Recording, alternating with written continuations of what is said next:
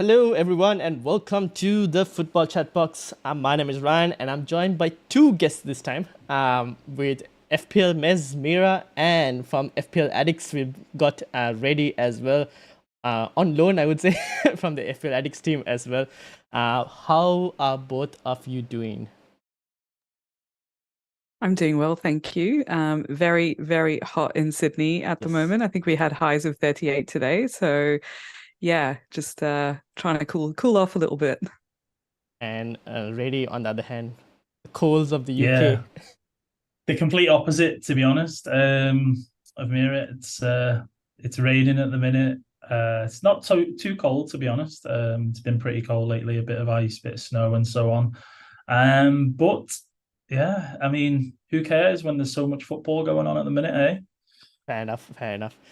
So this week, it's usually we would do like a podcast style talking about the upcoming game week, but this week we want, or not this week, this video, I want to slightly differentiate it in terms of trying to talk strategy, so that we kind of get an idea of like where we're thinking and maybe dive deep into the minds of these FPL managers that I have here, so that you can also understand where we're coming from in terms of a thinking perspective in terms of moves that we suggest. So I'll start with the teams so that you guys know what teams we have before we get into the players we're going to talk about. And we'll start with Mira, 75 points. Good week. The revival, the climb is on. Yeah, the climb is on. I've had such a crap start to my season. It's been, yeah, I sort of started in the top sort of mill also, and then dropped down to like, I think I was like 4 point something at some point as well. But the last couple of game weeks have been really good, and last game week especially, just had a really good game week in general. I think I had something like a 49% green arrow, which was really, really lovely to see.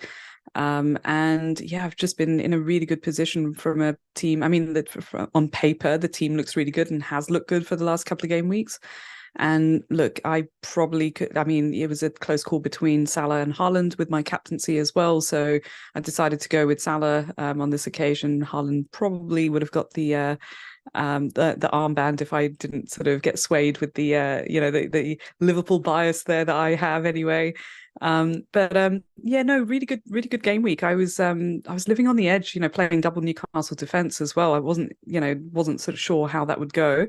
I had obviously cash in the team, and I was very close to playing Taylor. So look, in hindsight, I would have played Taylor ahead of Lascelles, but decided to go double Newcastle defense just based on, yeah, gut call, to go there. Really happy with it. Gordon, my hero again, brought him in game week 9, I think it was, on my wild card. Really happy that I did. Trippier's just been, yeah, he's been on again, off again, on again, off again, but fairly consistent in general. So yeah, really happy with the game week. Awesome. For those listening on the audio, I will read out the teams. So you got Areola in goal, Lascelles, Gabriel, Trippier in the back line, Luis Diaz, Mbeumo, Gordon, Saka, Salah captain, Haaland, and Watkins up front. On the bench, you got Turner, you got Taylor, Charlie Taylor with a 10-pointer, unfortunately. Yes. Archer and Matty Cash, he just sat there third on the bench for how long, I don't know. We'll see about that. But moving on to Rady's team. 52 points. I think the teams are very similar. The only thing that's missing is Newcastle. But the rest of your team, to be honest, looks good. Yeah. I mean, fair play to Mira. She's absolutely smashed it with the calls on the Newcastle guys, going brave with that double Newcastle defense. So fair play. And I'll tell you a funny story about Anthony Gordon in just a moment. So yeah, a bit of an underwhelming game week for me. I've got into this sort of habit of taking -4s lately to try and fix some, as we all sometimes know, is try and fix errors we've made previously, and it's not gone the best. But Simicast getting an assist was a little bit of a sweet one for me, and especially Liverpool getting that win right at the end of the game was even better. So for the Trent assist for Simicast. So, and Mbeumo, unfortunately, all he got is 5 points. I brought him in this week, and I was hoping for a little bit more, as I'm sure a lot of FPL managers were. But you take those 5 points, I suppose. Bowen got the start, was playing up front, and only managed to get me 2 points. So yeah, the main really the key ones are probably Saka, Salah, I went with the Salah captain over Haaland. There was not too much different there, and I think Salah did have opportunities where he could have got more points from Darwin. But as we know, Darwin was playing hot potato and didn't fancy putting the ball in the back of the net. So yeah, but the Palmer one, just to touch on that, really unlucky. About to be subbed on to take the penalty, and they left it to Enzo instead. So bit of bad luck there, but he swings around about in FPL. Really glad I did sell Watkins and kept him. Got me the 11 points, and Haaland just does what Haaland does, really. So yeah, as I say, underwhelming. And the Gordon story is I brought him in for Bournemouth. He blanked. I took him out straight away because I was annoyed with him. And so for the last 2 weeks, he's gone and done what he's done. So no, more fool me on that one. Yeah. Oh, no. This is what happens. Like knee jerking is not good. very bad, as we know in FPL. So it's my own fault on that one. I should have kept hold of him, but you live and learn, don't you? So I have to just carry on, I suppose. Fair enough. So for those listening on the podcast, you got Areola in goal, Cash, Saliba, Tsimikas, Mbeumo, Bowen, Saka, Palmer, Salah Cap, Watkins, Haaland. In goal, you got Leno, so at least you don't have to stick with a West Ham goalkeeper and just see 1 point every week or 2 points. But you got Archer as well, you got Guehi and Kabore as well on the bench. And then finally, my team, 75 points. Somewhat similar to Mira's team. We've just gone from different sections, and I think we were talking before this stream started. We might even end up on very similar teams the way this is going. But so Areola in goal, Tsimikas, Trippier, Gabriel, Saka, Bowen, Gordon, Mbeumo, Salah, Watkins, Haaland, Cap. On the bench, I got Turner, Lascelles, Toffolo, and Osula from Sheffield United, who is not playing, unfortunately. Now, having said all of that, we'll start with, I think, Legomane's fixture crunch to kind of give us an idea of where we're looking at, what we're thinking. We'll start with the hot topic in terms of certain fixtures, and I'm just going to we'll use the Game15 fixture tracker as a guide of teams to talk about. And I think Wolves, Burnley, any FPL relevance there from either side at the moment? Apart from maybe Wolves at times. There's not, is there? I suppose. I mean, everyone's absolutely buzzing with the Charlie Taylor point. Sorry, Mira, it's not a dig, by the way. I mean, because you did amazing without him anyway. But everyone's they're probably not gonna with the fixtures this week gonna play him. Wolves, a few people have Hwang, and I don't know at what point Neto's obviously back, and the worry was without Neto, Hwang's probably going to suffer a little bit in terms of his attacking, but at times he has actually looked okay, and he's on penalties as well. So, I mean, I think he's only really relevant for Hwang owners at this point. None of us have got him right, so No, I agree. Yeah, I agree. I don't think there's much action, from that point of view. I think I wonder how many FPL managers may play Charlie Taylor again, just because from I know Wolves do have some decent attacking threat now. They have been sort of scoring and it's great to see, but you just never know. So yeah, it'd be an interesting punty sort of, play off the bench kind of. I feel like if you have Sheffield United, then you can play him, but we'll come to some teams, Newcastle as well. We'll talk about their defensive record away from home. But yeah, I think I don't see people starting Charlie Taylor again, unless they're playing Sheffield United again in the reverse fixture. But from Luton, Arsenal. Now, Arsenal, I think they've improved or getting better somewhat. The XG numbers for ones was good, over 2. In the last game, Luton could be a pretty good fixture. I have Saka, and I think he's a good captaincy option. Another stat I saw was Luton have considered, I think they're one, or if not second, of the most headed goals conceded. So if you have Saliba or Gabriel, maybe finally Gabriel will get a goal. I don't know. But where do you all stand in terms of like Arsenal attack? Do you think the double defense is the way to go, or do you think one defend, one attack? I'll go with Mira first. Or okay, go with Ready. Go ahead. Well, I think one thing that I can say is that, I mean, I don't think there's anything wrong with double Arsenal defence. One defender minimum is, seems to be the way that everyone's going at the minute. There are people who jumped on Saliba and Gabriel, whichever way round it was, depending on people's team value and so on. But what we are seeing is an Arsenal team who have all of their key attackers fit. Martinelli, Saka, Odegaard now back, Jesus, which, as people say, makes Martinelli better and these sort of things. Saka doesn't seem to be as wide as maybe what people thought he would be because of these other players that kind of bring him in and so on. It is tempting to go for another Arsenal attacker. It is quite tempting, but, it's where do you go with who we've currently got? If you've got Salah and Haaland and Son, it becomes quite difficult. The only really moves that you can make is a Bruno downgrade into Martinelli maybe, or a Bruno to Odegaard, because I think they're the exact same price at the minute. So I would say for me, the appeal is there more attacking wise than defence to double up on it. But it just depends, I suppose, what, that whole saying team dependent, what you want to do and what you're looking at in terms of the next few fixtures, because there are great fixtures for certain teams, i.e. Chelsea, but that's my kind of take on Arsenal at the minute. If I was going to get anyone, it would potentially be another attacker. Fair enough. Yeah, I feel slightly differently about that, just because the attack is so stacked at the moment, right? Unless I know, like, from a forward lineup point of view, it is a bit challenging, like to play three basically up front, because we've got five midfield spots, and it's just not enough.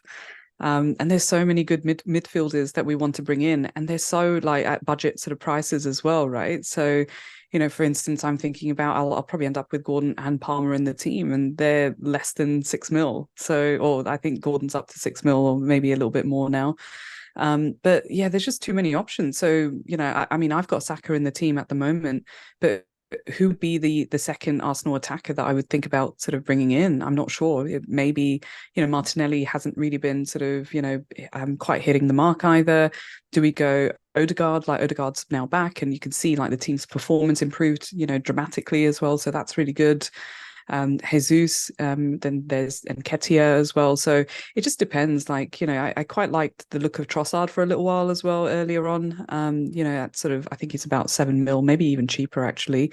He was playing decent. But who do we go for like that is fairly nailed, right? I think Odegaard's the only one that's probably like coming up now, from that point of view. Martinelli will keep playing, but he's not getting the returns either. So yeah, not sure. And I think because our defense is so dire, like there's not that many options really. Like I was, wanting to take out cash for a while, and I was thinking, who the hell do I bring in? And I couldn't work out like which defender I would go for. And so I started eyeing up, I couldn't afford Saliba. I've got Gabriel in my team at the moment. And like you say, Ryan, I think for that fixture, I'm not going to hold my breath, because the headed sort of goals from Gabriel haven't really come like this season so far, but maybe, you never know. But I started eyeing up Zinchenko, and so that has a little bit more attacking threat, I guess.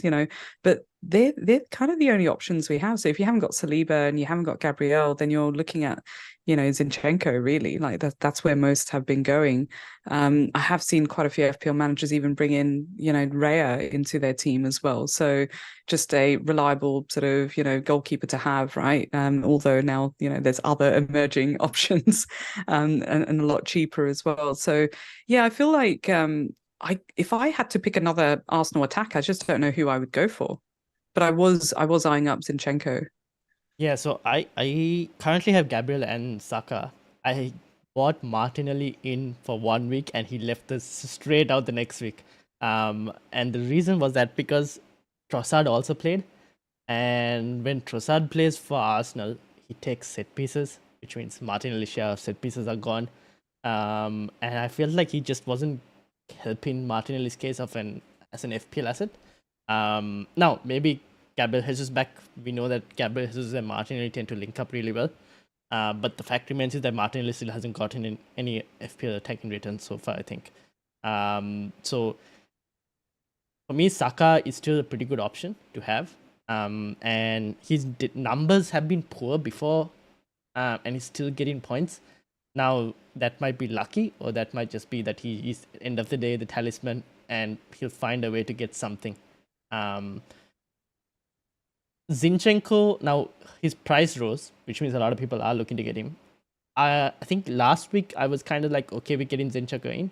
This week I'm still a bit unsure about it now, because the Luton game is good, and Zinchenko will get monster hauls if Arsenal keep a low score and also keep a clean sheet. Now, he was on for a 12-pointer before they conceded against Wolves. So he could have been in there with the Trents and the Trippiers this week if they kept that clean sheet. So he's got bonus potential, huge bonus potential, especially when Arsenal don't score a lot. The one thing is, the next, apart from the Luton fixture, their next fixtures, if I was to go to Lego Mane, is hop on, hop off. They got Villa, Brighton, and Liverpool. All three teams will score goals. So the clean sheet options aren't there. That's the one problem I have with Zinchenko. But then again, after that, 19 to 22, which we see here, that's a good stretch to probably have Zinchenko. So I think there is a possibility to try and wait it out a bit more if people wanted to.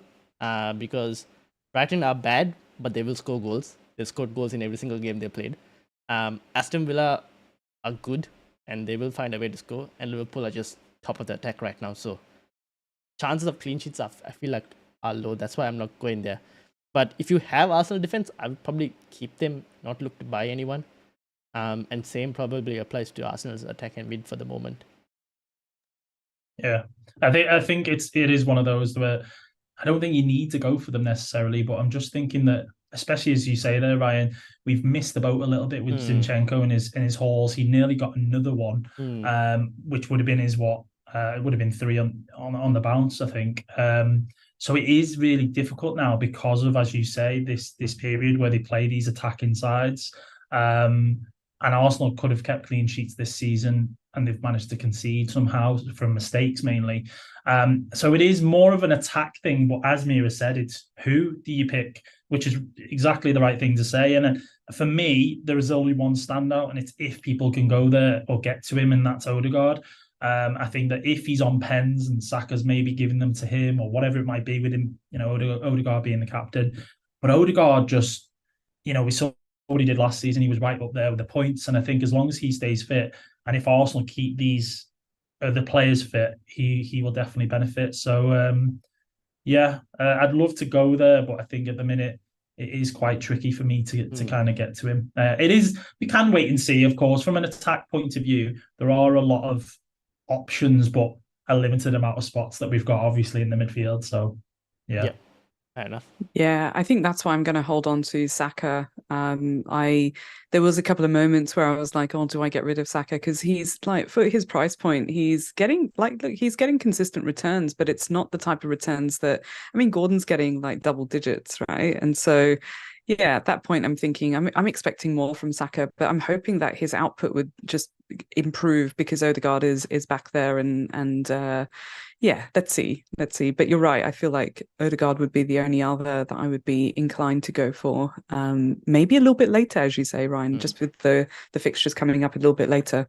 Yep, indeed. And I think one thing as well, just quickly, is that we probably forget this season more than last or previous seasons, is that a lot of teams are doubling up on Saka. So when they're doubling up on him, he's got no choice but to go backwards or to pass sideways into midfield. So he's not actually getting those opportunities to shoot a goal as previously, or even get into the box because he's not got the space to do so. So that's just one thing to obviously think of. But we don't care. We just want points, and stat wise, he might not be up there, but if he gets us the points, that's all that matters, really. So yeah. All right, let's move into the next one, which was Brighton and Brentford. Now, Brighton have kind of fallen out as an FPL team to talk about. So I'm not even going to touch on their assets while they have so many injuries. But Brentford, now, all of us have Mbeumo. And if I was to go to team attack, last 6 game weeks, they're right on top. Brentford. So we're hopefully expecting something from Mbeumo. Now, he should have scored in that Arsenal game. Open goal, kind of. Gifted by Ramsdale, kind of missed that. We were maybe expecting a bit more in the last game. This one, I don't know. We'll see. I hope he does get something. But where do you sit with him in terms of how long do you plan on keeping him? Do you plan on like keeping him through the blank or looking to sell? I'll go with this one. I'll go with Mira because she has an idea of like looking to potentially sell. So go ahead, Mira. Yeah, so I only brought in Mbeumo 2 game weeks ago. I think it was for game week 13. And actually, when I brought him in, it was more because he was returning, and I had him in my team previously as well. So I had brought him in my team, got rid of him, brought him again. I feel like he's the type of player that you can drop and bring back in if you need to, as and when need to, like based on the fixtures, right? I don't think I'm going to be holding on to him that much longer. I think I'll probably see it through till the Sheffield, fixture in game week 16. And even then, I'm a bit tentative about that as well. So, but it seems logical to sort of keep Mbeumo up until the Sheffield fixture in 16, and then drop him for the Villa and then the blank anyway. Even against Wolves, I'm not sure if I'd want to bring him back in at that point. I might just wait it out until later. They've got Wolves next, and then they've got Palace, and then they've got Forest, and so we've seen that Forest have been all right, defensively. For Forest, he's not there. He's in AFCON. Oh, that's right. That's right. Of course. Yeah. So he's not even going to be there for game week 21. So yeah. So I'm probably going to ditch from game week 16, like after game week 16, basically. And at the moment on my radar is probably bringing in Palmer, is what I'm thinking at the moment. So yeah, I'm quite happy to just hold for just a little bit longer. I mean, I don't think the Brighton fixture is difficult though, right? Like it's, obviously it's sort of shaded out, but it's not really a tough fixture just based on how Brighton's playing. But yeah, look, as because they're blanking as well, I didn't want to have too many City and Brentford players, so I've just got Mbeumo and Haaland in the team, and so yeah, he'll be gone before the blank anyway. Fair enough. Ready? It feels a little bit more difficult for me in terms of if you're free hitting or not, and it's something I've not 100% decided on yet. As you said, he blanks because of AFCON. We've got a Salah and a Son situation where they also are away and stuff. So depending on who you've got, you maybe then need to sort of the transfers become a little bit more precious. If you're free hitting, then it's not an issue because you kind of get him back, and then you're looking at how many of those players you've got and how many transfers you need to use. So for me, his fixtures are great. I think Luton, Brighton, Sheffield United, Villa, is that one away or home? That is at home, I believe. Yeah, like I think they're fantastic fixtures for him, and he can just at any point get his double digit, albeit at the end of games, he seems to get that extra attacking return, whether it's an assist or a goal. But a lot of these teams kind of ship goals. And for me, as a whole, for now, he feels like someone like, for example, a Bowen, for me, is a little bit more of a priority, depending on how West Ham look. And, their fixtures are still pretty good, as well as Mbeumo's. But it is a toss of a coin between them two for me. I think I'll decide a bit more on whether I'm going to keep Mbeumo or not, based on if I'm free hitting. That's the main thing. Because it does come down to Villa players. At the minute, we're not too keen on Matty Cash. Yeah. Watkins is fine, but he's got 2 tough fixtures. All of a sudden, if you get rid of more Watkins than Cash, because Cash does seem to be a bit more of a sell with rotation, where do you land then in terms of can you still navigate the blank and have all these great players? You two are in a great position, don't get me wrong. You've got Newcastle galore, so you're probably in a better position from a free hit point of view. But I like Mbeumo in the meantime. I've just brought him in, I think, was it last week? I don't really want to have to book a transfer or think about moving him just yet anyway. Fair enough. I got him in 13, so a week earlier than you. And To be honest, so it didn't cross my mind in terms of selling until like today, and the reason being after watching the Spurs versus City game, and I'll get to that Spurs versus City game later because that's where I'm kind of like the idea for it came on. But there is a caveat to it I will mention, which I forgot to discuss as well, is with a certain Chelsea player as well, in terms of a Christopher Nkunku, which could potentially change the template as well if he starts performing. Now, with Brentford, for the moment, I'm thinking give him 16, and then because the fixtures line up where Chelsea's fixtures get better from 16 onwards. Maybe you could even say 16, where they're playing Everton, which might be a slightly tougher game. But you could say after that the fixtures are pretty good for Chelsea. And Spurs, I'm thinking of Heung-min Son as a potential as well. And he is also kind of going to go to Asia Cup, which is the same time period as AFCON. So it's a short-term move there. But the thing is, you're getting in a player who's probably good for Game Week 18 as well, in terms of a captaincy. Because Liverpool, who are probably the next candidates for someone to put an armband on that week, are playing Arsenal. It's not an easy fixture. So that's kind of on my mind. And I think when we get to Chelsea, we'll discuss it as well. But I'm open to selling, unless things happen and then you're kind of out of. He kind of has to stay if something else like appears. But that's where I'm at.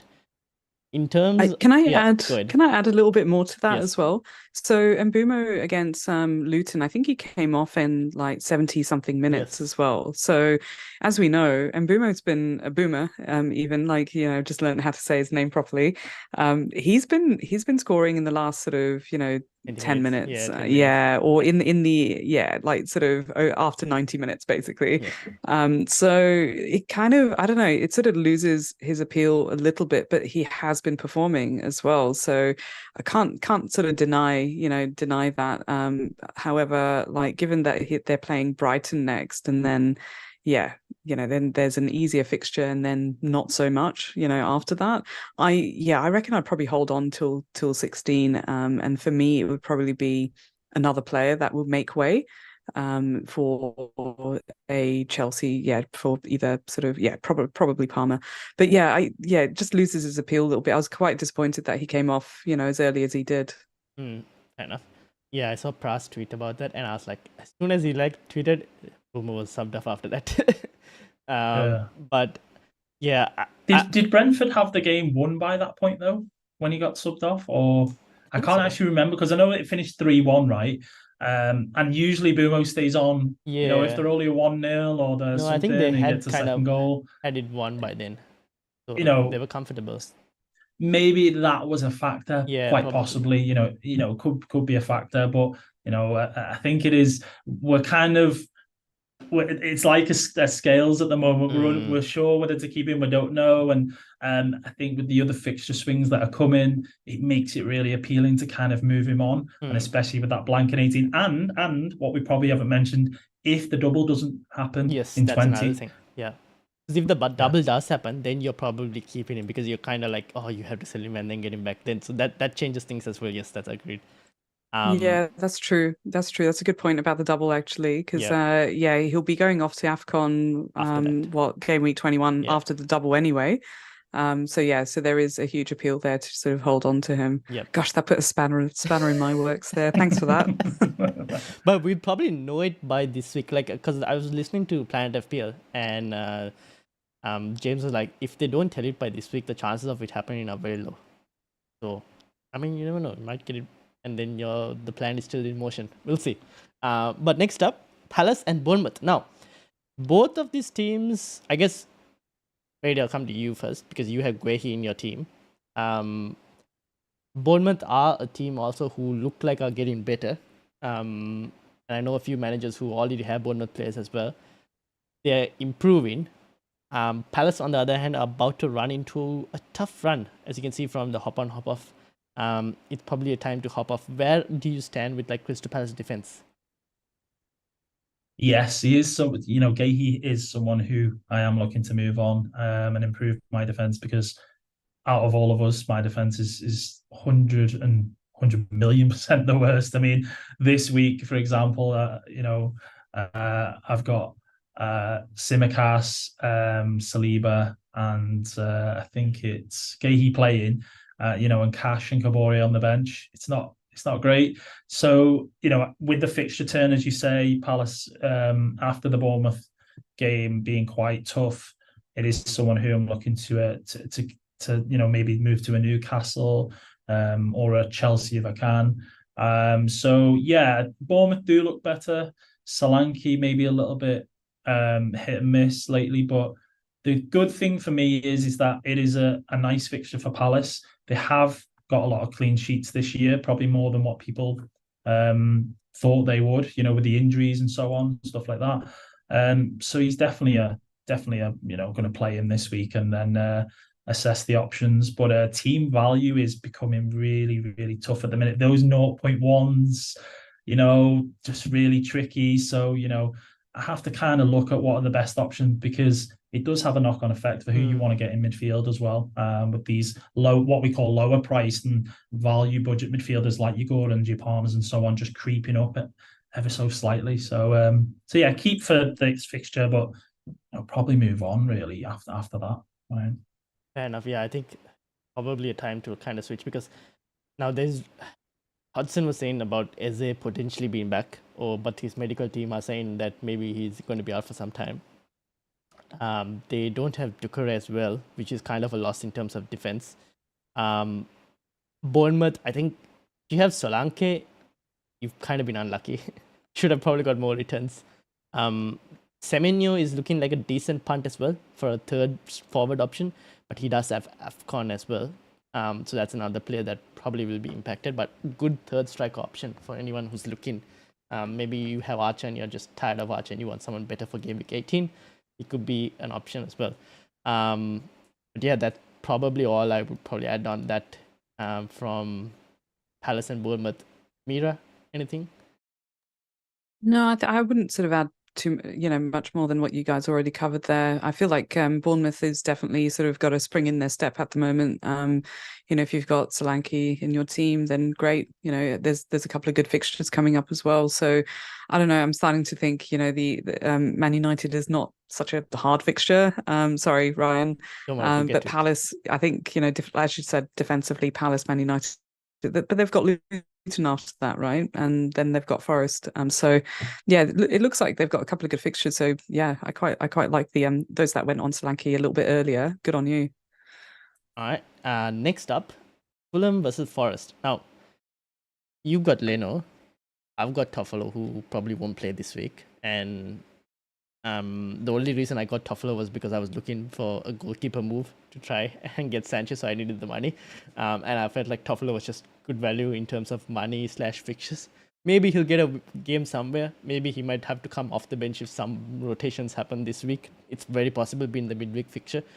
But are you, I guess, definitely starting Leno this week? Ready? Yeah, 100%. I think patience is wearing thin for Areola owners. We've expected quite a few more clean sheets than we've got. I think actually the other day with the West Ham game, when I think it got to half time and they still had a clean sheet against Palace, and then someone in one of the group chats of him mentioned, it looks like he could be on for a clean sheet, and immediately after that he conceded. So I have to start Leno, and I mean, I know Fulham's defense hasn't been the best this season. Leno has actually looked pretty decent. I think he's been a bit unlucky. So I've got to give him a go, especially at home. And Forest at the minute, they're depleted. Awoniyi's injured. They've got Chris Wood, the big Kiwi up front, who's a little bit hit and miss. He'll either get a double, or he'll score a hat trick out of nowhere. So I've got to play Leno. Yeah, I'm hoping I get that. Fingers crossed, I get that 10-pointer from him this week. It'd be really, really much needed for me anyway, especially with last week's score. It's a decent week to have Leno, like a stretch. If you look at like the hop on and off, like they've got Forest this week, then they got West Ham. Would actually keep. Yeah. Yeah. It's tough with the keepers because most people, especially anyone who's wildcarded previously, have gone for that whether it be Areola, Mm. Turner. They've got a cheap keeper, whereas some of my money is tied up in Leno. I've got a 4.6 keeper, or 4.7 he might be now, and obviously Areola as well, who's 4.2. So I haven't really got that cheap keeper, and I've kept him. And I suppose that's one of the good decisions I've made. Time will tell. Obviously, if Fulham don't keep the clean, or some of these other fixtures that they've got, he might not keep a clean sheet. But yeah, everybody's going crazy over Dubravka at the moment. Whether I'd go there if I didn't have Leno, maybe. But it'd be silly for me to just go and kind of sell him with this fixture and some of the fixtures they've got coming up. We thought about getting Dubravka for Areola instead. It is something that I could do, but at the minute, I feel like I'm so indecisive this week with potential rotation. Tsimikas may not start. That would then leave me with Cash or Kabore. I'm thinking, if I make a defensive move this week, would that benefit me more moving forward? The only thing is, the likelihood is, if I bring someone in from, say for a Matty Cash, am I going to start them over Tsimikas? And it's probably a no. So then it almost feels like, am I just making a move really for the sake of it? It is really tough at the minute to kind of get defenders in, because there are such a sort of mixture of fixtures. Like a Newcastle, for example, Mira's done great with that double last week, but they then play Spurs next week after Everton, and Everton, you just don't know what Everton will turn up, to be honest. So yeah, the keeper thing for me doesn't feel like a priority thing at the minute. With me having Leno, like I say, I think if I didn't have that situation, I would be more inclined to get Dubravka for sure. Fair enough. Mira, anything to add on both of these teams?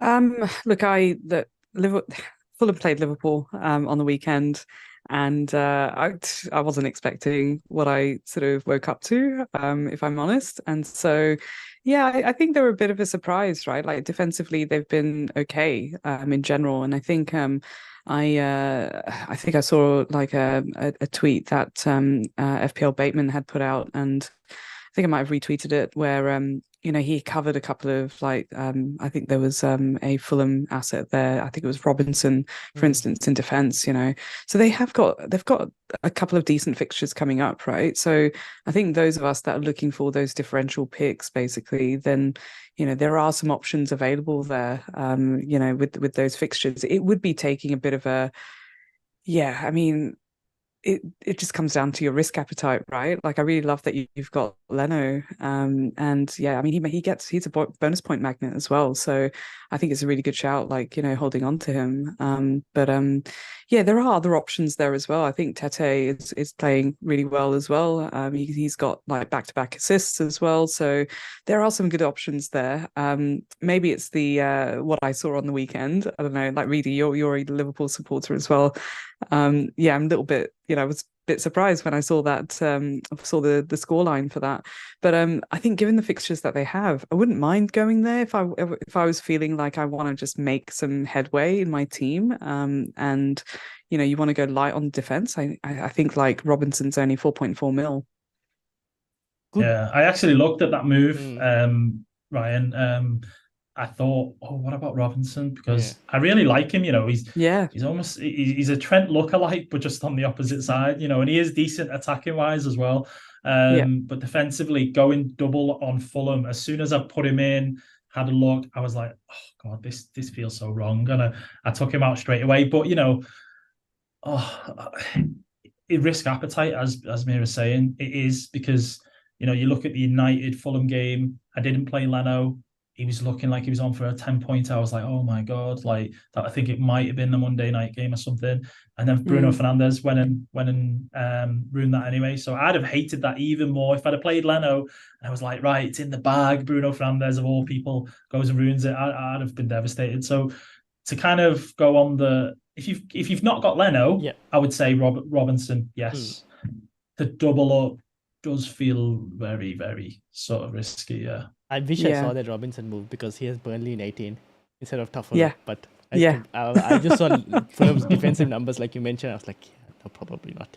And I saw Yeah, this morning, Yeah. this morning when Cash, well, for us in the morning anyway, when Cash was looking like, price like a price drop for Cash, right? I started going through every single defender that I would probably, looking at game week 18, looking at like what's coming up, and gosh, I was like obsessing over it this morning. It was insane. But Robinson definitely caught my eye there a little bit. Yeah. Fair enough. Forrest, I think people have Gibbs White. Some people have Gibbs White. I don't mind keeping him for this run. And then maybe move to a Palmer or something like that. They do have a decent run, but it's a hit and miss team right now for us. I don't know what formations they're playing, where they're playing. Like, just feels all over the place at the moment. All right, cool. We'll move into the Liverpool chat. Got two Liverpool fans on here. This game feels like how many goals can Salah score before he gets subbed off kind of game. At least that's what I'm thinking. And I've got this Liverpool predicted lineup up against Sheffield United, which was on 90minutes.com, but shared by Spinning on the Cup on X. And the main takeaway from this is there is no Darwin Núñez. He was talk of the town, Game Week 14. Now, you two being Liverpool fans, do you expect Núñez to start? My gut says no. One, yeah, my gut says no, just because I'm just thinking about the Game Week 13, right? Gakpo, what did he get? He got actually no, it wasn't in the European match. European match. Yeah, it was a European match where he got a brace. And he played really well. So I feel like he's proving a point as well. And yes, I have a feeling that Gakpo will start. Like I don't disagree with this lineup at the moment.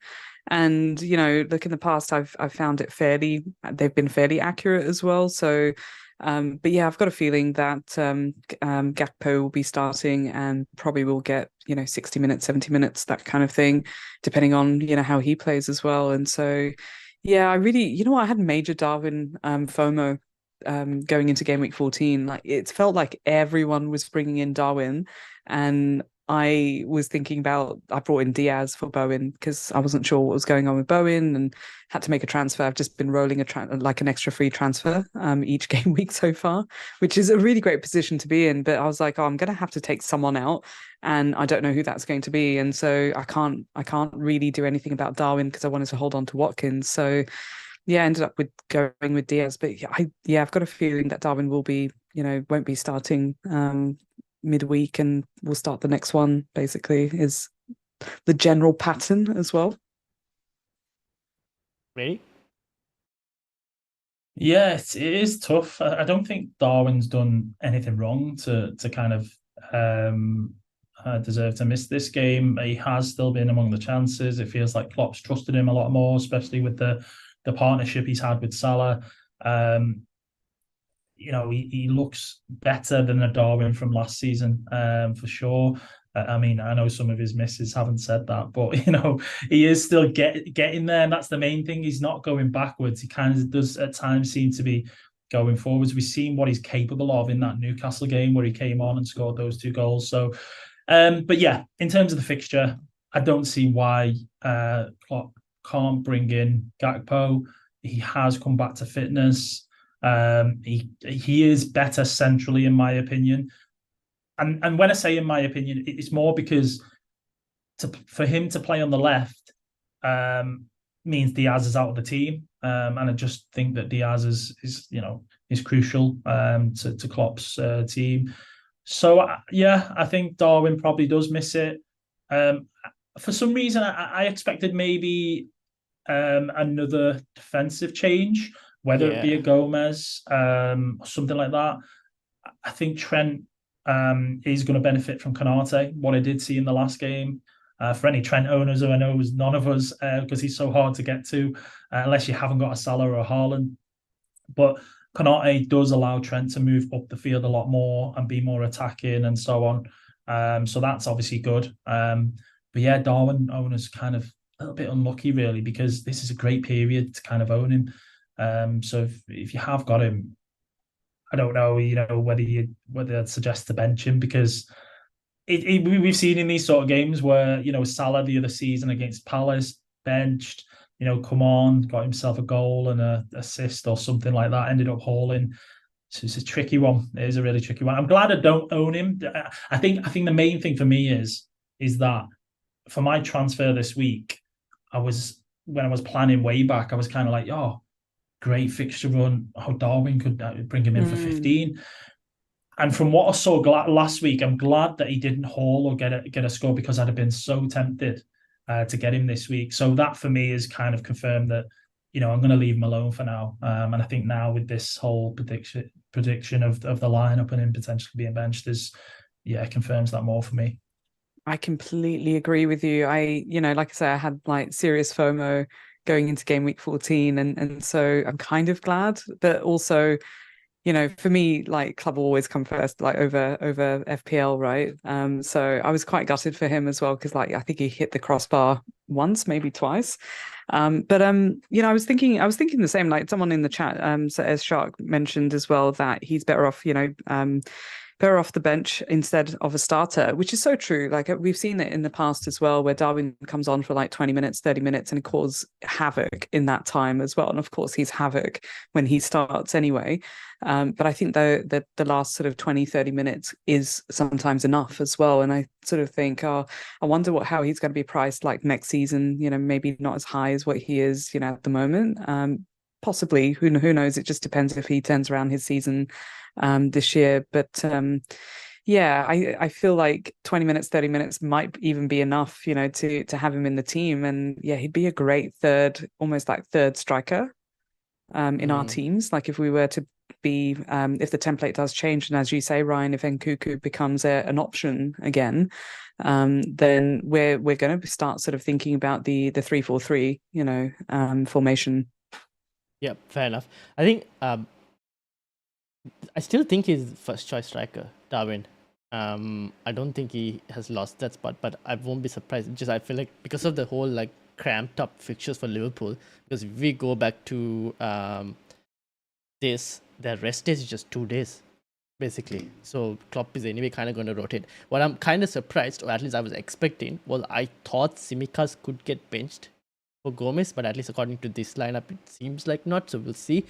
But then again, Klopp has kind of praised Tsimikas and said that he kind of is getting better with more regular game time as well. So I'm happy to hear that news from Klopp, so that I can just continue to play him without any worry about that.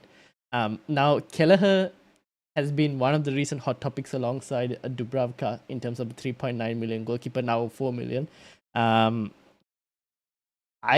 felt I felt like I was kind of vindicated in terms of how the Fulham game went, that Alisson is a key part of Liverpool keeping clean sheets.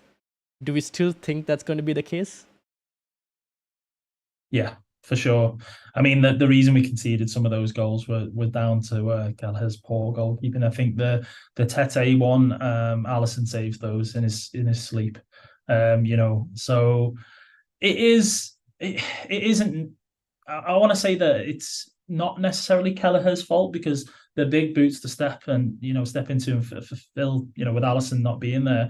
But it does just go to show kind of how much and how integral a goalkeeper can be to your defense and to your team and so on.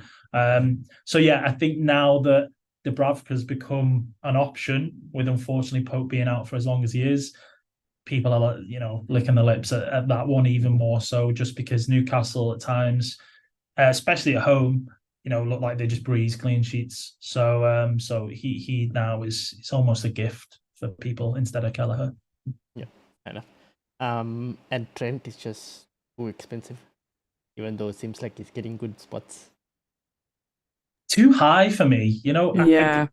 I get it because of what he's done previous seasons, and I'd have liked to see him in a similar bracket as Trippier. Maybe not 6'5", because that's really like low for maybe. Trent in an attacker team. Yeah, but I think the additions of who we signed this season was always going to have an effect on Trent, and we haven't got that same system that allows him to go and Henderson to cover him, and McAllister's playing in a 6 role that's not really his position. So Trent's attacking threat this season hasn't really been as much, and it's mainly been on Canate playing to allow him to do that. 8 million is just so difficult to get to, but you know what? Anybody who jumped on him who had the funds to do so, hats off to them, because he could get another haul this week, and then we're all kind of.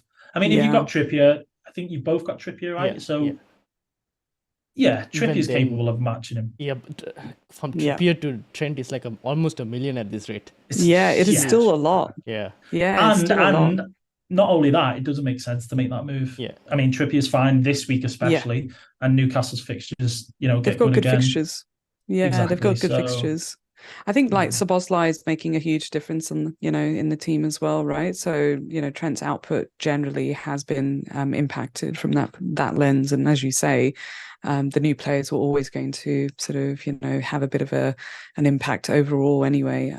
But wow, like his goal was just phenomenal though on the weekend. That was like incredible to see. There were so many like wonder free kicks, and just wonder kicks basically in that match. Yeah, I don't know many FPL managers that have Trent in the team. There is FPL Crisis like in the Aussie leagues over here, he's just killing it at the moment with his ranks. I think he's like in the top 5k now or so, and he's doing really, really well. So he dropped Haaland and good timing of dropping Haaland, and then like you say, Reedy, like he was able to bring in a Trent because he doesn't have Haaland in the team, and that's the sacrifice that you're making, right? Like you don't have Son, Haaland, or Salah combo, kind of thing, and then you can bring in a Trent. And in fact, I wonder if Trent is going to be hot property when Salah goes to AFCON, right? And we free up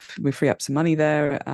Like what does that look like? And it's the same with Son going to Asia Cup as well. So I think the template's going to evolve massively, and all of a sudden, we're probably going to have, I say this very lightly, but we might even have Reece James back in our teams, and we'll have Trippier, we'll have Trent, and it'll be really interesting to see what that like big at the back looks like, especially if they're firing consistently. Fair enough. Yeah.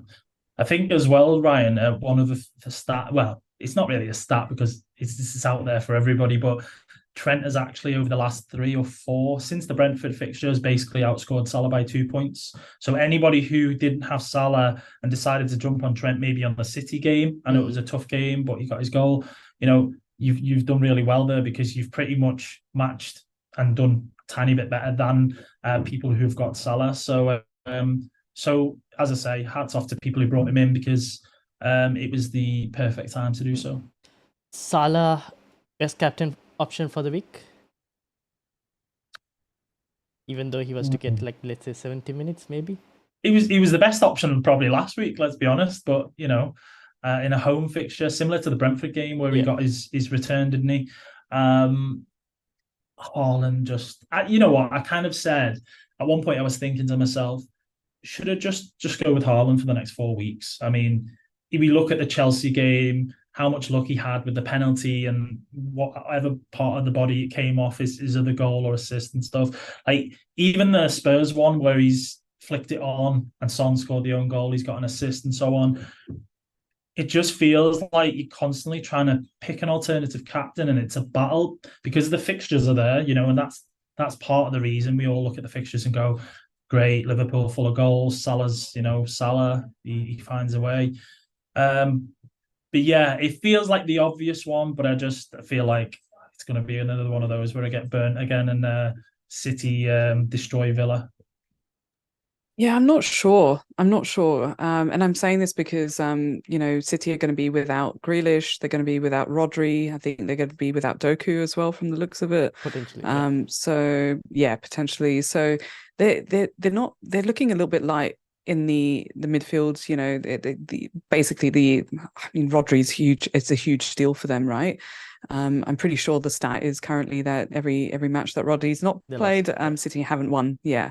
And this is a home fixture for Villa as well. Villa are fantastic at home, despite sort of conceding goals, they've still been sort of, knocking them in as well. So yeah, it's going to be interesting, that one. I think it's going to be a bit of I say goals fest, but it might even be as tight as like a 2-1 win for City, maybe. But I don't know if City, without Rodri there as well. Yeah, it's going to be interesting to see how that sort of, shapes up.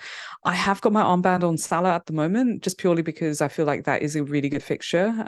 It seems like the logical But at the same time, it's low block, and so I'm just thinking Salah, with a low block side, will he be a little bit wider? How will that sort of, how will he end up playing? I need to kind of have a bit more. Not that there's much time to think about it, right? Like the deadline for us is 5 a.m. So I don't think I'm going to be waking up at 5 a.m. to sort of make any last minute moves.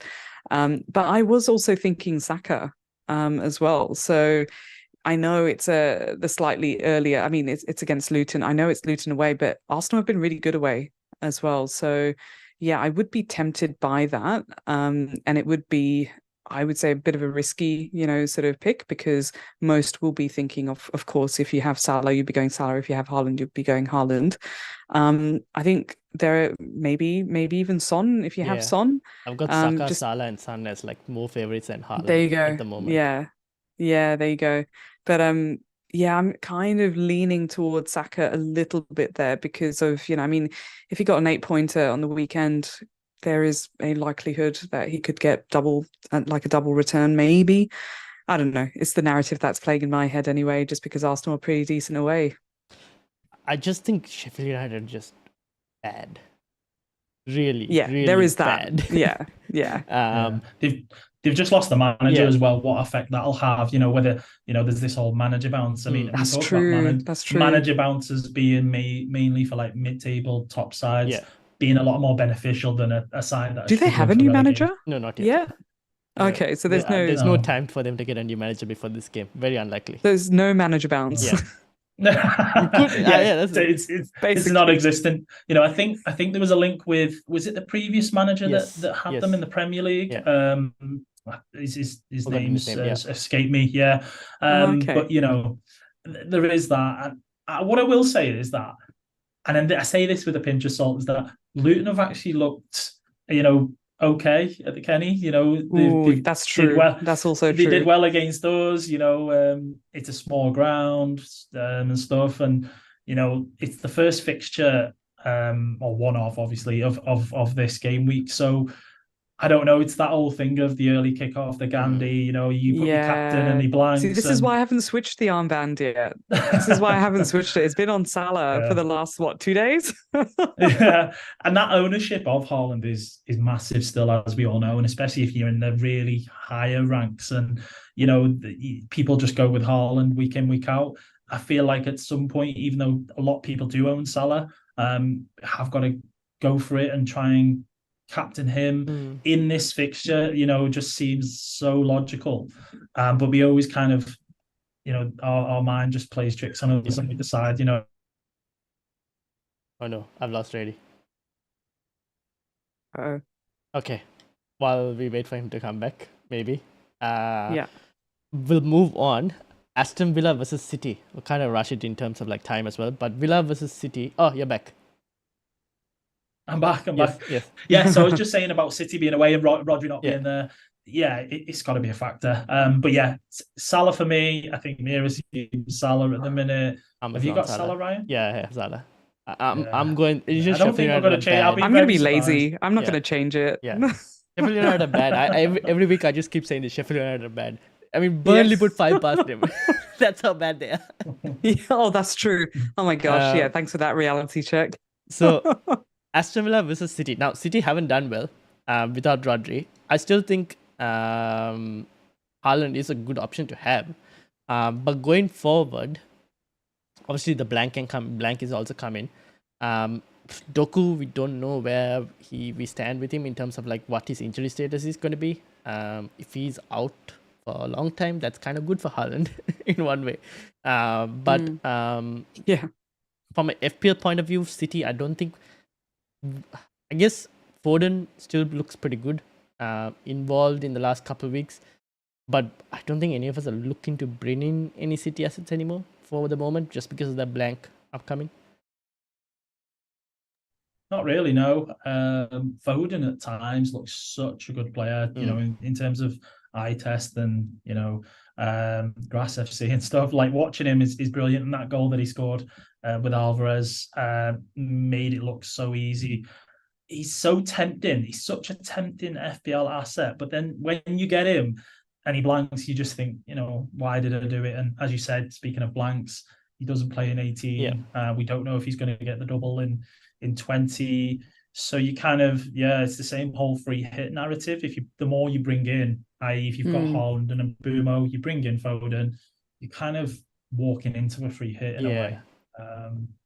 So anyone who's got him, who got the points from last week and so on, or has held him up till this point, fair play. But I think that he definitely is a player that should be getting more points, in my opinion, in a team as good as City's.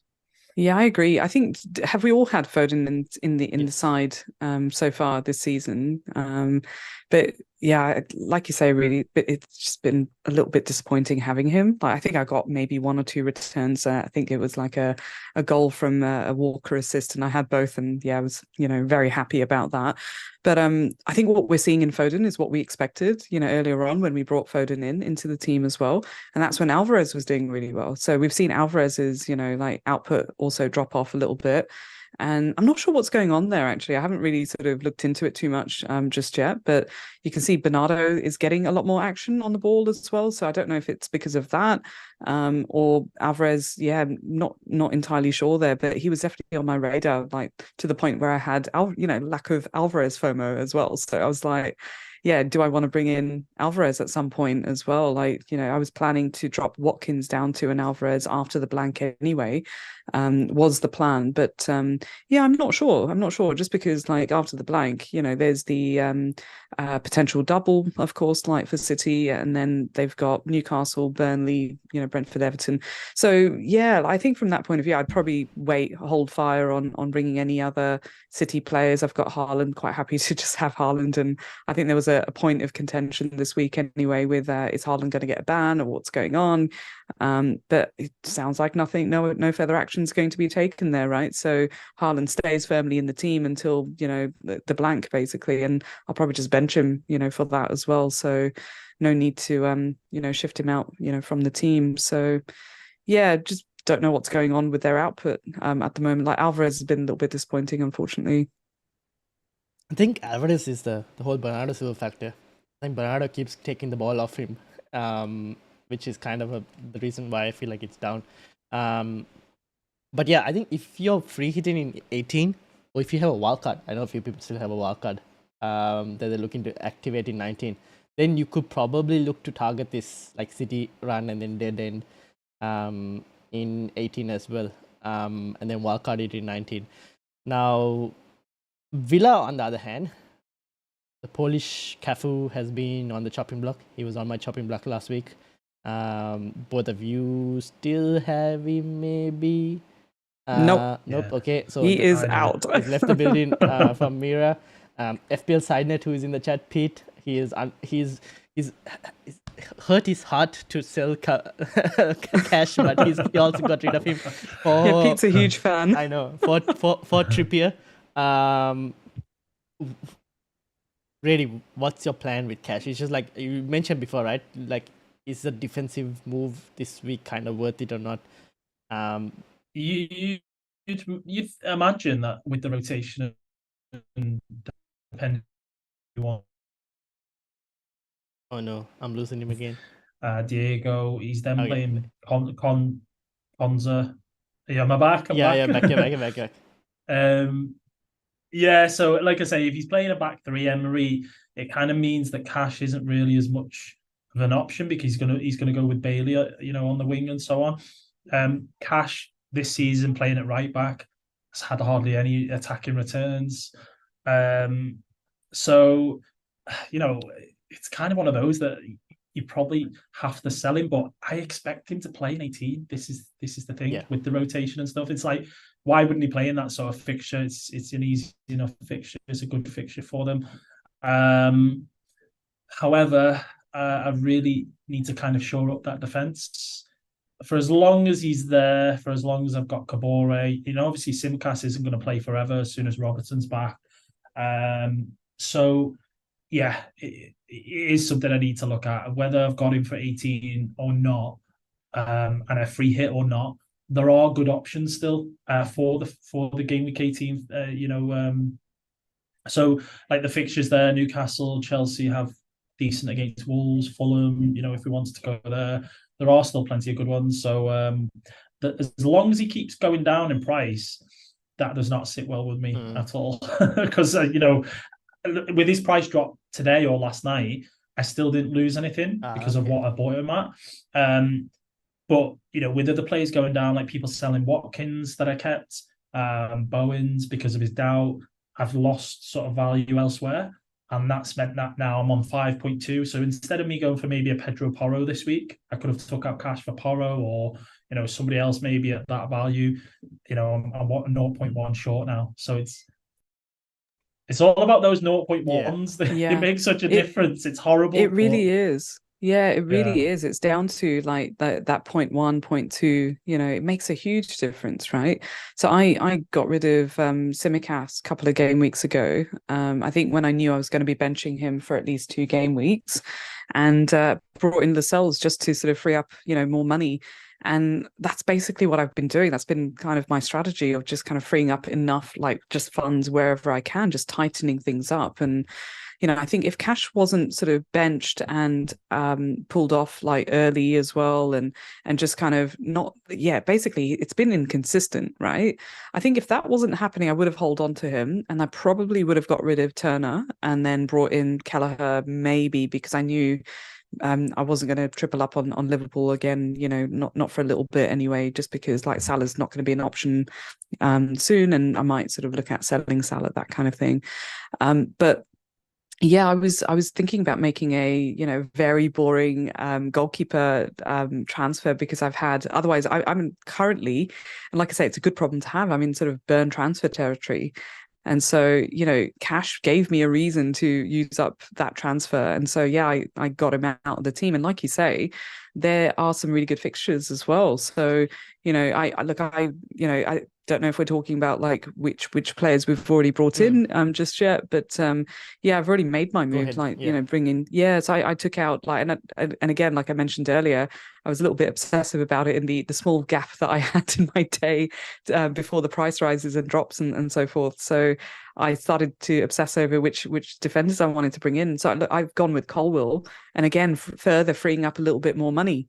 And it just feels like, and I know, like, it's a bit risky as well bringing in Colwill. He's not sort of super nailed either, but Cash was supposed to be super nailed, and so and he's not either. So it's like, well, we can't really rely on our defense, sort of turning up and showing up and doing what they're supposed to be doing as well. We're not getting that many clean sheet points either.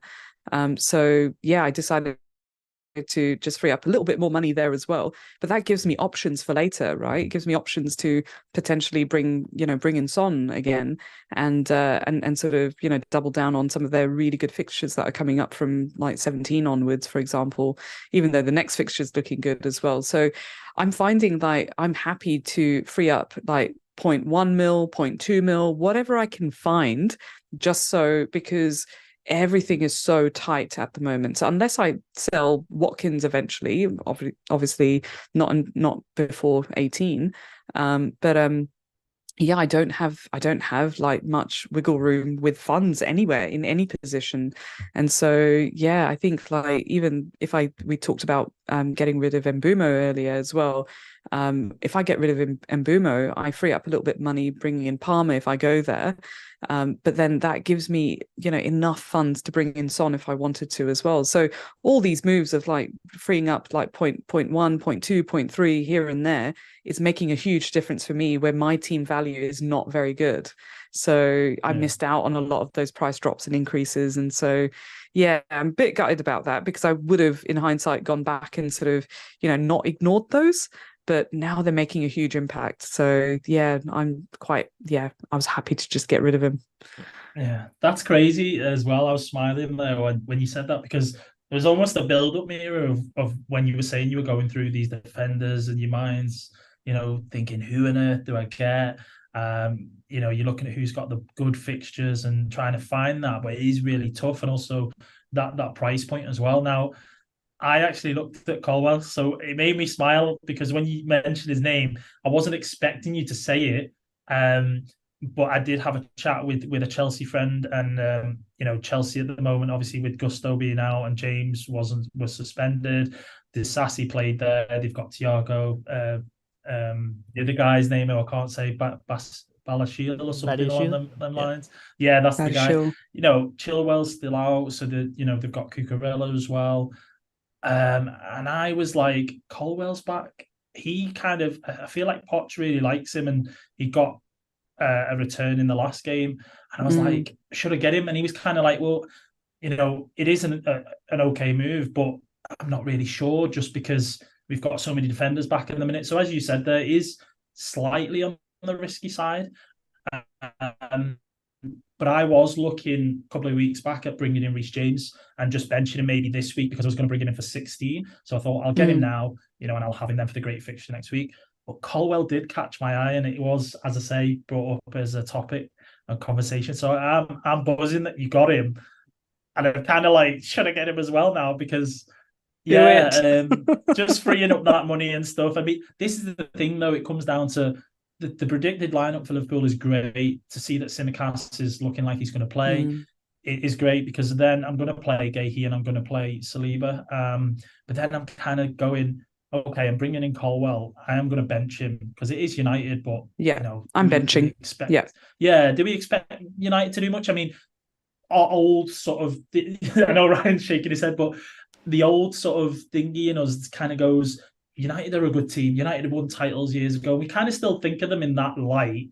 And I know that when we watch the games, it's a completely different story. Chelsea do have a bad record. Probably don't expect much, but yeah. I mean, I think it comes down to we're probably going to bench him, and I'm thinking, I just wait. We always think, do we just wait a bit? Patience and info is always key to us. But at the same time, we're always then losing on these price changes, right? Exactly. And I'm benching, right? It's not often that I bring in a player and I immediately bench, but it is, it is what it is, unfortunately. And it is an away fixture for Chelsea as well. So I don't know. I feel like my whole sort of perception of United has evolved dramatically this season. So I just don't know. Fair enough. Watkins, I'm just going to keep it as like, he's the second best striker in the game. Don't even think of selling him. That's it. Okay. So that's Villa. Villa midfield, I feel like they're also like on the cash territory of like, you could probably move them on, but Diaby is not a bad option for this week just because City have lost Rodri. That's the only thing I'll add. Now, talking about United,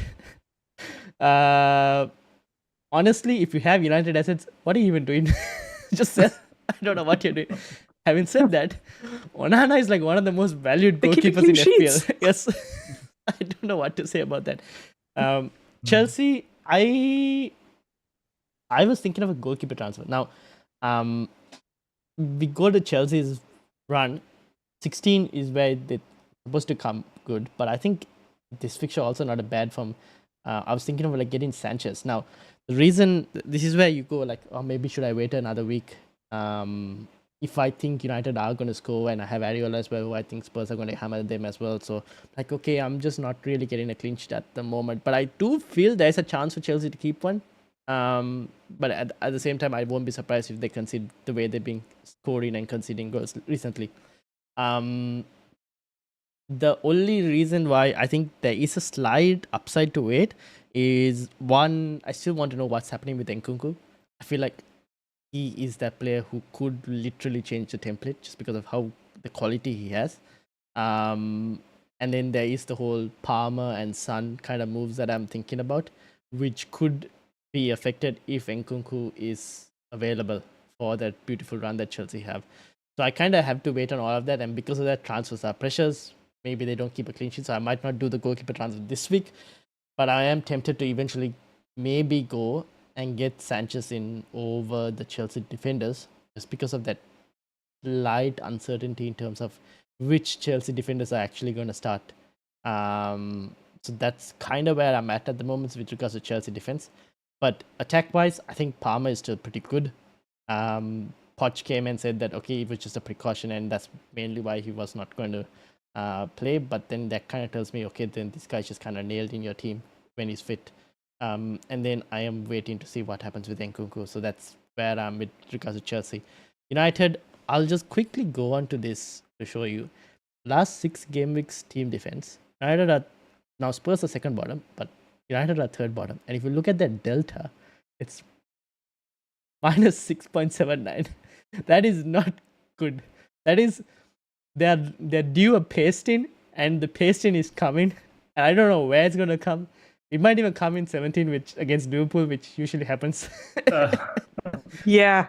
So the I was about to say that. you can't keep a delta like that. It's just not normal. Like it's okay to have a +2 or a -2, but eventually you revert back to the mean.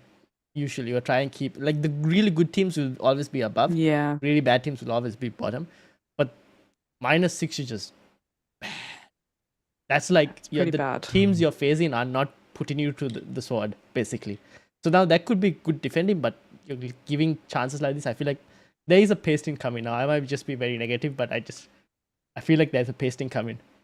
It might even be against Chelsea because they're so good at like scoring goals recently. But they have a horrible record at Old Trafford for some reason. So we'll see. But yeah, you know what? There's a thing though. There's a thing, Ryan, of these top teams that have been the top teams for years. You know, United, obviously, who we're talking about, and there's that thing of making your home ground a fortress. And a lot of these teams, like Chelsea and Liverpool and United and Arsenal's and so on, had a habit of doing that. And I say had because teams go to as soon as you lose that, and teams come to your stadium, your ground, don't have that fear factor, don't have that, oh my God, we're playing at Old Trafford. You know, when they get at your team, that's when it is a worry. And we know Chelsea have been in some games really, really good this season, attacking wise. I don't know at the minute. It's tough to call. Luke Shaw's back. No one mentioning or talking about him in FPL terms anyway at the minute, just because of United's sort of centre-back pairing being in the Martin, so you expect them to not be as good. The defence, the midfield, you know, not having Casemiro and stuff like that is a key factor. Yeah, the pacing. Oh no, I was ready. It might not happen. Great minute. It isn't great in a minute. Okay, I kind of got what Reddy said. I've lost you. Yeah, now. I got it. Okay. No. Yeah, I think so. Yeah.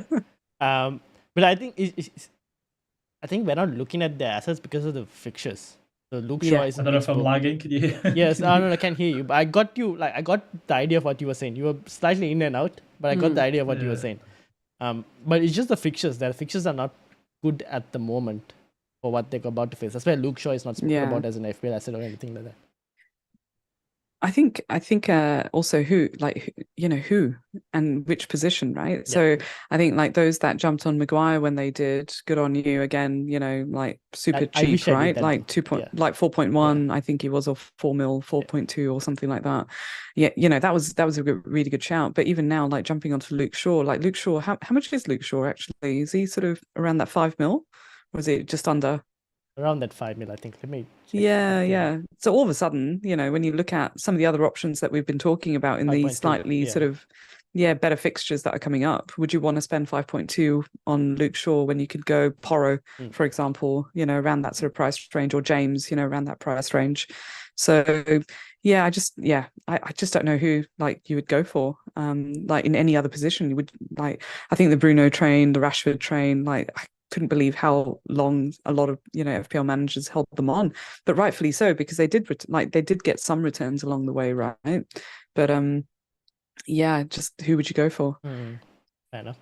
I'm gonna leave United because I feel like there aren't any FPL assets you want at the moment. Chelsea, we've kind of touched on it. Now move quickly to Everton, Newcastle. I mentioned this slightly earlier. Newcastle's clean sheet record away, only 1 clean sheet away all this season, and that was against Sheffield United. So horrible clean sheet record away, where you mentioned like the Dubravka move. Maybe it's not really needed to do this week. You can kind of wait on it. if needed. Now, there is a rumor with De Gea potentially coming. Now, that will only happen if they get an exemption from the Premier League to sign him before the January window, even though he's a free agent. But we'll see about that. So that means you would have Dubravka for a decent amount of time at least for the moment. So I think he's still a pretty good option. The one thing with Dubravka is, while he is, I think, probably a gift, it's the where are you missing out question. Like, who are you losing in terms of trying to get him in? Now, I can't go to him because I have Lascelles and Trippier, so I'm locked, and I have Gordon as well. But like, you want those players, and you want the likes of even Isak is still a pretty good option for Newcastle. It depends on who you're willing to give up to try and get Dubravka. That's the only question, at least for me. But what do you guys think? Newcastle? Yeah, I'm tripled up on Newcastle at the moment. So I've got Lascelles, Trippier, and Gordon in my team. When I saw the Pope injury, and of course, we found out that it's probably going to be like 5 months or something like that. Obviously, all these other sort of speculative, rumorsy type of stuff started emerging as well. Like, is it going to be Dubravka? Is Karius going to get a chance as well?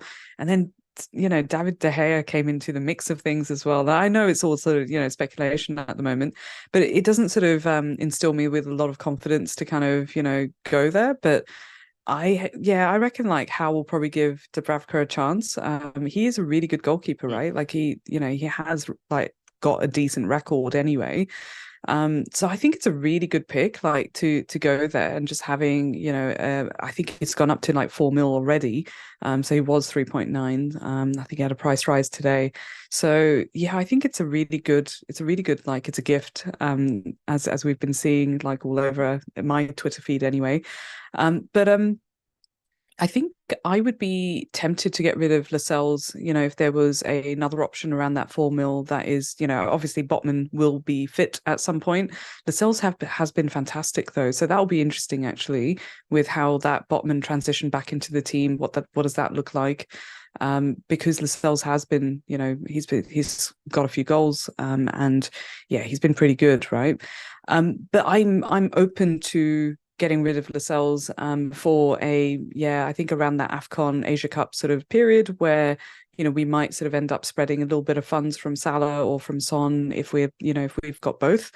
So that is an option. So yeah, I'd be tempted to, change the formation of my team at that point to go 3-4-3. And if I go 3-4-3, I'd be tempted to go for Isak with that formation, and Haaland will probably be up there still, and then Watkins alongside that.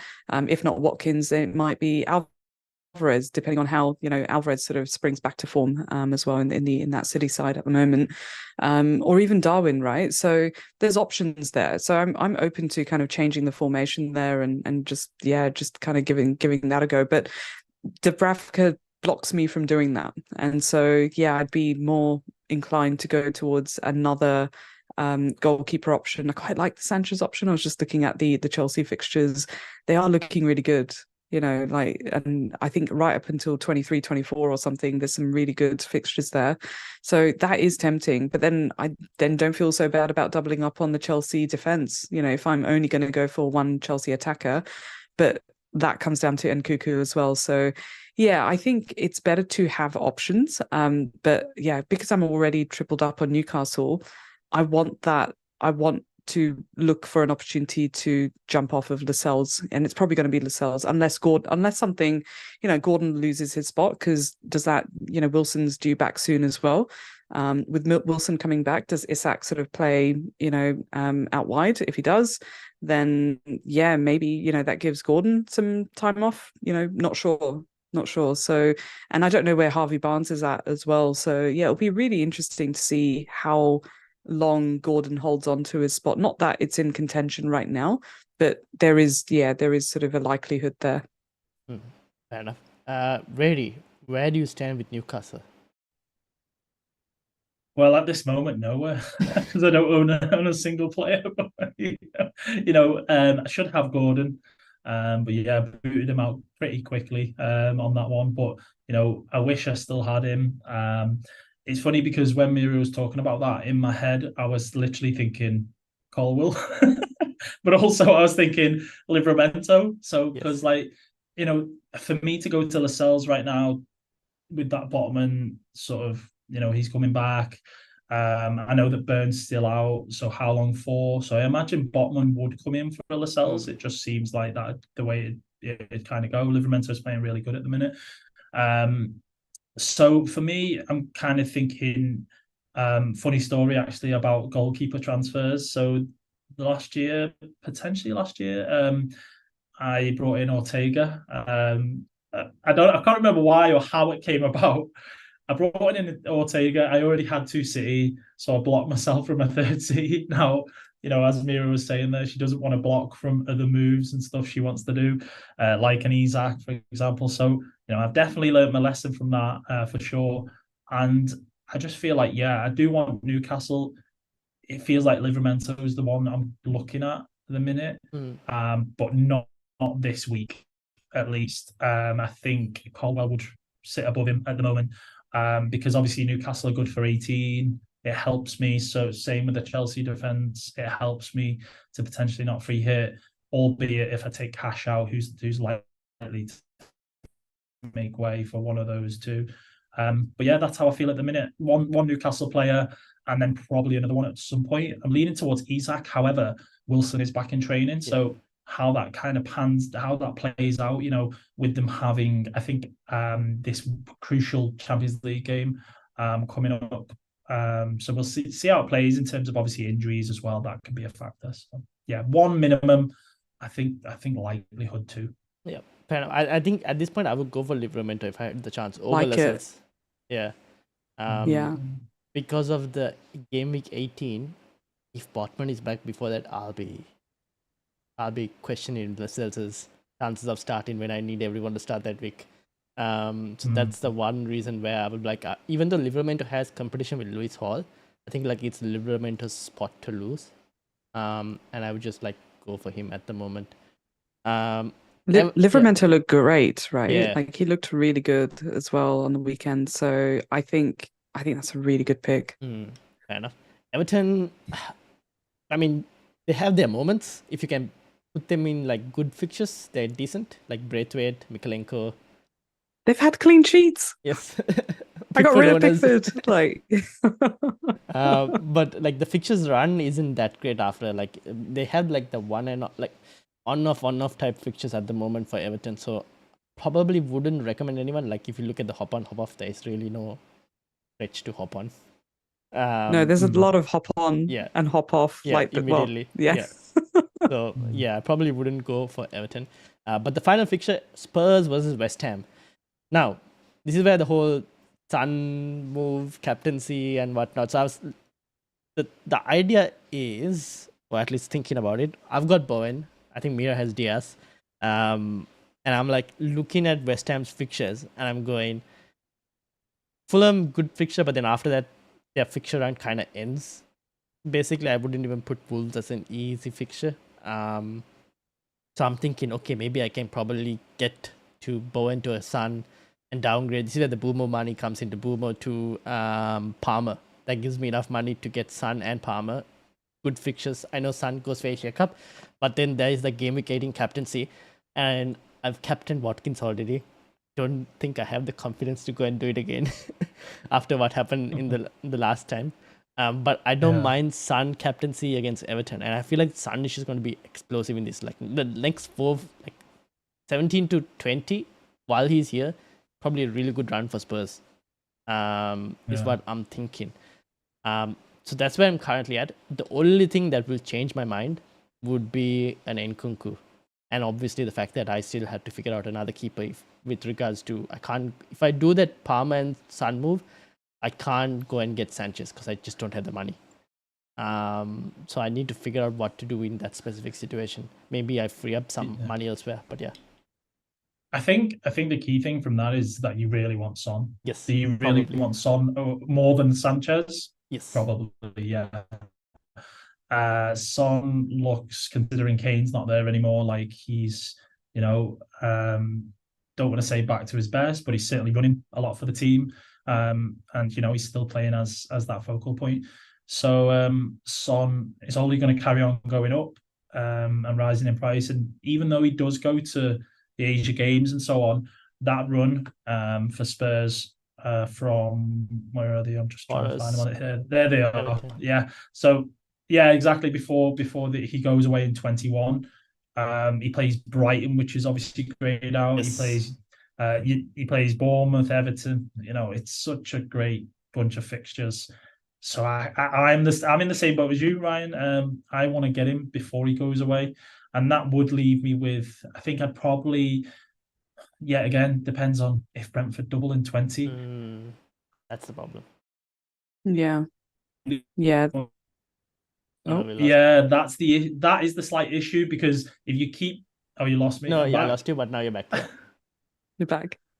I'm back again. Yeah. Oh god, yeah. But so basically, it's like you end up with 3: Mbeumo, Son, and Salah. Yes, that's the problem.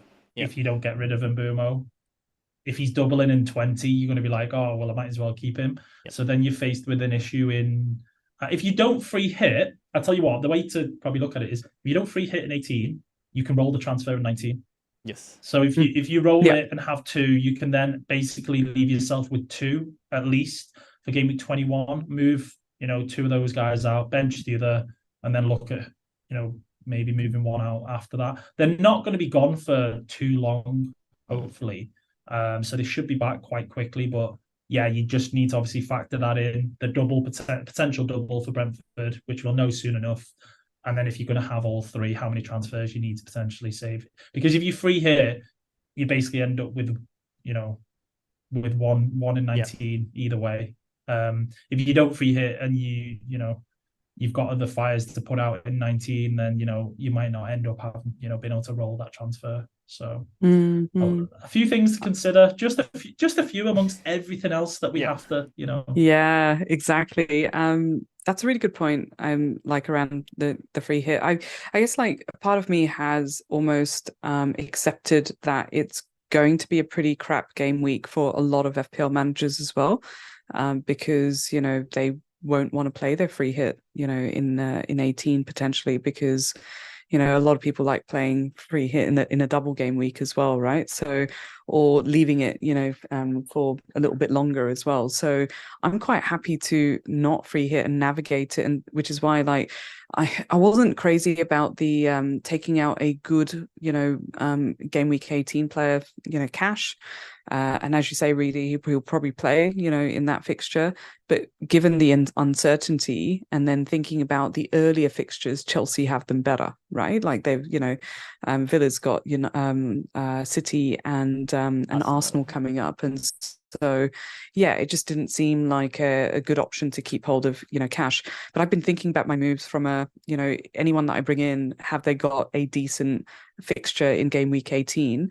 And then, do I jump off of them? And like you say, Ryan, like it just seems like a no-brainer to bring in Son, even if it is for like 3 or 4 game weeks. It just seems like a really, really good run of fixtures to bring him in. And to be fair, like it's not like we're bringing him in because like he's going to be our differential. It's actually from a defensive point of view, right?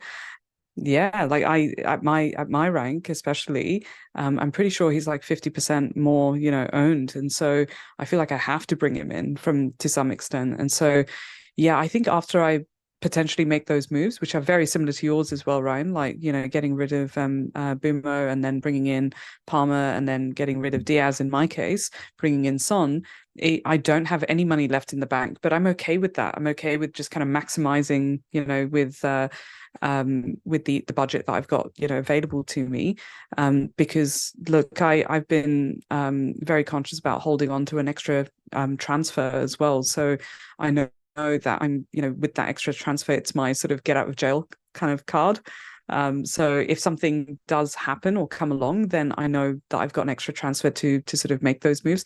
So my Mbeumo transfer and my Son transfer are the just the one free transfer over the next 2 game weeks, which is basically a week anyway, so it's not that long, or a week and a bit or so that we've got now. So yeah, look, from that point of view, I'm quite happy to just do it, because I want Son during that period, and I do want Palmer as well, especially if he's like on the pen still. I don't know. Do we think that will change, or is that sort of a? Nah, I don't know how much of that is a done deal. Like obviously, when he wasn't on the field, Enzo took the pen, but it seems like if he's on the field, then he's going to be the one to take the pen. Yeah, because the previous time he took it, Enzo was on the pitch. So, true. Yeah. What I do know is that oh no, I lost you already. He does take penalties for. Oh, Nkunku, yes. Actually, I'll be back. Give it a minute. I'll be back. Give it a second. There we go. Yeah. So Nkunku did take Leipzig's penalties and so on. So I feel like when he does come back into the side, could be a risk for Palmer. Yeah, that's why I want to wait and see what happens to Nkunku. He's that one player. Yeah, hopefully though, from an open.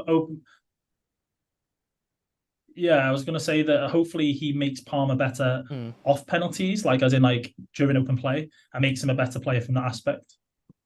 Fair enough. Yeah, probably we'll have to wait and see. Maybe we'll find it out in the United game because he is training at the moment, Nkunku. So true. A matter of time before he actually does play for Chelsea. But yeah, and then West Ham. Honestly, I can't wait to get rid of Areola as fast as I can. I just need to find a time to do it. But yeah. That's what I've got. Bowen, where do you stand with Bowen? Ready? Because you still have him. Yeah, Bowen. Oh, I really don't know. I feel like sometimes he's a season keeper. Like you're like, oh, he'll just tick along. You can keep him, no problem. But there's so many other good assets, and I think the main thing is Son is just there. He's just there going.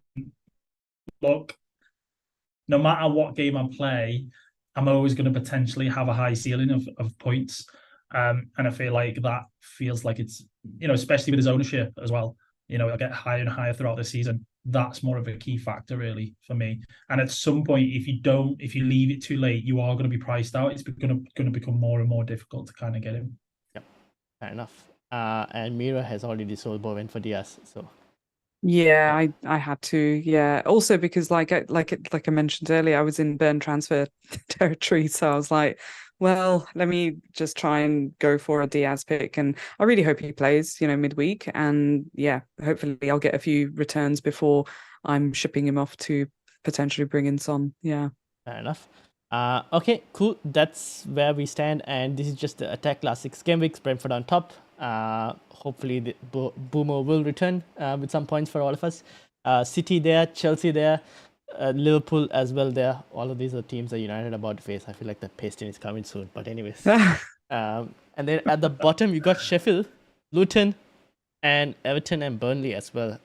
Everton, I think they will get better. Like their numbers at home are better than away. So if you're playing Everton at home, then it's a bit of a problem. But away, they're okay. And then midfield, my slight move is defense. Arsenal just a league above everyone else in terms of defense. Liverpool are second in this, interestingly, which kind of shocked me because I don't look at Liverpool and clean sheets and I'm like, oh, but that might have to do with all Alisson doing really well, to be honest. Yeah, well, they've kept quite a few clean sheets for sort of the comparison to last season, of course, especially, but yeah, they've kept quite a few clean sheets already, and yeah, I think like lack of Alisson is going to have a big impact on the side as well. But I reckon there's a couple more, potential clean sheets on the way as well with that fixture. Again, there's some good fixtures for Liverpool as well. Yeah, so hopefully we'll get a few more from Tsimikas. And then Newcastle and City and Bournemouth in fifth. Brighton up there as well, but they can't keep a clean sheet. They'll just concede. They'll find a way to concede. And then in the bottom, you got Luton, Spurs, United, and Sheffield, and also Chelsea. And here we are thinking about Chelsea defenders, but there they are. So hopefully their act improves. But yeah, that's basically all we've got. Gone on for quite a bit. So anything to add finally before we end? No, just bring on the more football, more potential pain, the highs, lows. Yeah, looking forward to the midweek matches. Like for us in Australia, they're on at early hours of the morning. So well, I'd say early hours of the morning. It's not sort of 2-3 a.m. as usual. For us, it's going to be 6 a.m. and 7 a.m. This week. So yeah, that's quite nice. It would be nice to kind of watch some of the matches over breakfast at a somewhat good hour anyway. Yeah, fair enough. Fair enough. Meanwhile, I will most likely be awake for a deadline stream. So make sure to tune in at 3 o'clock in the morning if I do get up, that is, and I hear my alarms. But 3 o'clock in the morning in Sydney and anywhere else in the world, make sure to join. And I will, at this time, tell you all to subscribe to the channel as well, and go and follow Mira and Reddy both on X and also on their own YouTube channels, FPL Addicts Pod on YouTube, and as well as FPL Mez 8 on YouTube as well. Yep. Yeah, it's consistent. Yeah, thanks. So go make sure to follow their channels as well. Leave a like there as well and subscribe. And thank you all for watching. I'll be back for the deadline stream. And yeah, see you all. And thank you to our guest as well. Thank you. Thanks.